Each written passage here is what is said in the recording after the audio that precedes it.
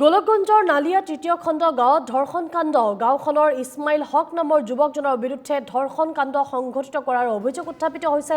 চুবুৰীয়া এঘৰৰ কিশোৰীক ঘৰত সোমাই ধৰ্ষণ কৰে ইছমাইল হকে। কিশোৰীগৰাকীয়ে চিঞৰ বাখৰ কৰাত ওচৰ চুবুৰীয়াই খেদি খেদি আটক কৰে যুৱকজনক। ঘটনাস্থলীত গোলকগঞ্জ আৰক্ষী উপস্থিত হৈ অভিযুক্তক থানালৈ লৈ আহে আৰু ভুক্তভোগীৰ পিতৃয়ে গোলকগঞ্জ থানাত ইতিমধ্যে এজাহাৰ দাখিল কৰিছে বুলি জানিব পৰা গৈছে।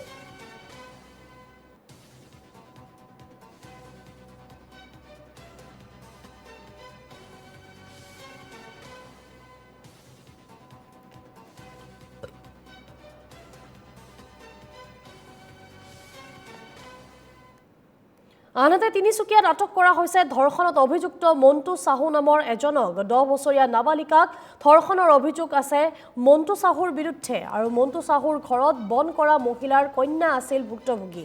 ঘটনা সংঘটিত হৈছিল 26 আগষ্টত আৰু ভুক্তভোগীয়ে বা অভিযুক্তই ভয় ভাবুকি দি এই ঘটনা গাপ দিয়াৰ চেষ্টা কৰিছিল বুলি জানিব পৰা গৈছে। কিন্তু ভুক্তভোগীৰ পৰিয়ালে এজাহাৰ দাখিল কৰে আৰক্ষী থানাত।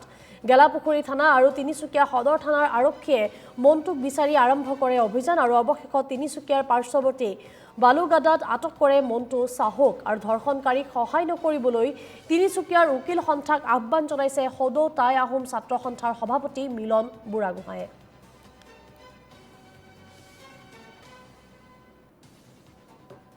খুব এটা নিৰ্লজ্জ কাণ্ড তিনিচুকীয়া মাজমজিয়াত পুনৰবাৰ সংঘটিত হৈছে।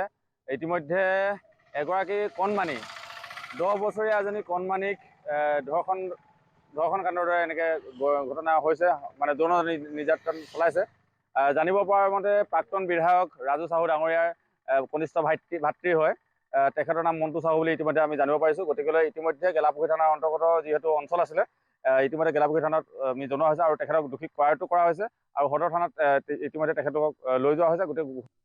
আচলতে আমি বাৰম্বাৰ কৈ আহিছোঁ যে যেতিয়ালৈকে আইনখন কঠোৰ নহ'ব, মহিলাৰ ক্ষেত্ৰত এখন কঠোৰ আইন প্ৰণয়ন নহ'ব, তেতিয়ালৈকে এনেকুৱা ধৰণৰ ঘটনা ঘটি থাকিব।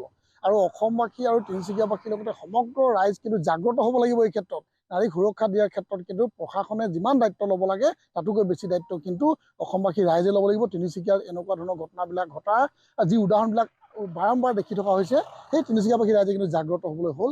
আজি ইয়াত যিজন আচলতে কালপ্ৰিটে বুলি ক'ব লাগিব, সেই কালপ্ৰিটে এই ঘটনা ঘটালে মন্টু সাহু নামৰ এজন কালপ্ৰিট।